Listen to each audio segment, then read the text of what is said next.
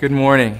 I'm Joseph Madelon, and I've been so blessed in life, I wanted to find a way to give back more, a way to truly serve you. And together with some amazing people, we've created It Matters, because we believe it truly matters how you start your day. So this message coming to you today from some phenomenal ministers will be motivating, inspiring, and passionate.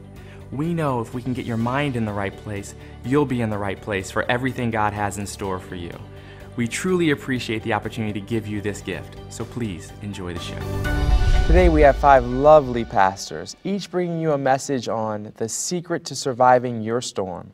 Please welcome Pastor Jonathan Brown from Word of Faith Christian Ministries. Pastor Brown, what is your desire for the audience today? That they understand the secrets to getting out of whatever it is they're going through and overcoming the storm. Praise the Lord, I am Pastor Jonathan Brown, and I want to welcome you today to It Matters. Today I'm going to share with you on the topic of how to survive the storm. Believers, we got to understand that God has purposely and purposefully brought you to the storm that you're in. Despite what you may think, God has not brought this storm upon you to kill you, but He's going to use this storm to build you. God is an awesome Father. He's an awesome Abba. And as most parents, God knows what it takes to get the best out of His children. One thing that God realizes with us as His children, that sometimes the best of us doesn't come until our backs are up against the wall. So if this storm has put your back up against the wall, it's time for you to come out like a warrior, fighting the good fight of faith and grabbing hold to your victory. There are 3 points I want you to meditate on as God transforms you this day from a storm victim to a storm survivor. The 3 points really center around your mindset and having a renewed mindset, the mindset that God expects us as believers to have as we walk throughout our daily life. Point 1, we must understand the magnitude of the love that God has for us. God's love is so great that He would not withhold any good thing from those who love Him. As such, if there's a miracle that your situation calls for, then you got to rest assured that God will give you that miracle. If you're dealing with a condition that you don't know how to get beyond, understand that by changing your mindset and adopting that of a kingdom mindset, that if you're facing a storm or you're facing a tough situation, the reality of it is that if the storm is in front of me, if the water is in front of me, I'm either going through the water or I'm going over the water, because that is the magnitude of the love that our Father has. I'm reminded of the writer in Psalms chapter 8, verse 4, as he was trying to capture that love, and he was trying to capture the magnitude of the love that God has for His children. And he really couldn't go anywhere. He got stumbled, and he just had to stop and kind of question God. He came out with the question, he said, God, what is man that thou art mindful of him?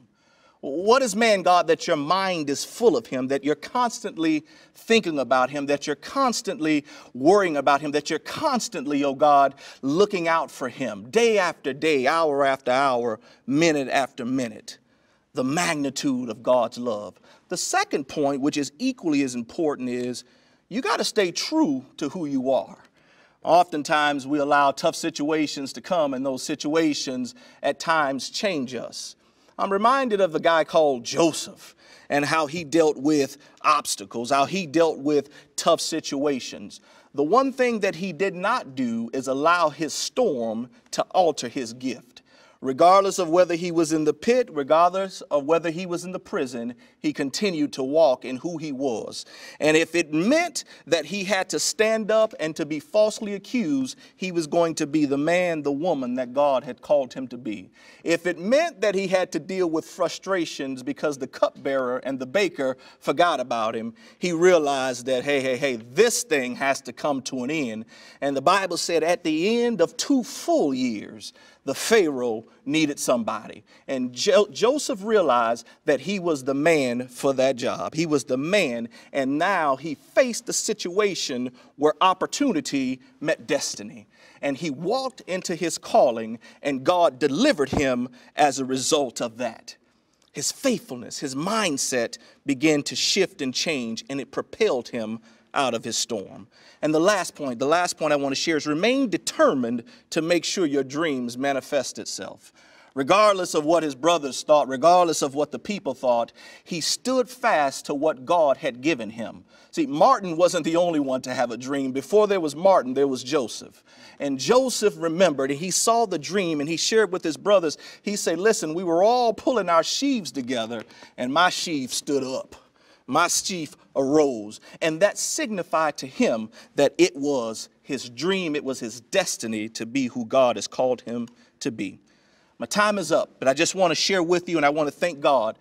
Remember, you have shifted from that mindset of a survivor victim or a storm victim to a storm survivor. God bless you, and have a wonderful morning. I'm inspired. I hope you are too. It's time to head to the office, but before I do, I want to encourage you to come out in person and see these pastors at their services. You can find all of their information on our website. If you can't support them in person, you're welcome to do it through our website. We truly appreciate you. We want you to know that how you start your day matters, and you matter to us. Thank you for giving us this opportunity to be with you this morning. We look forward to seeing you tomorrow. Thank you and have an amazing day.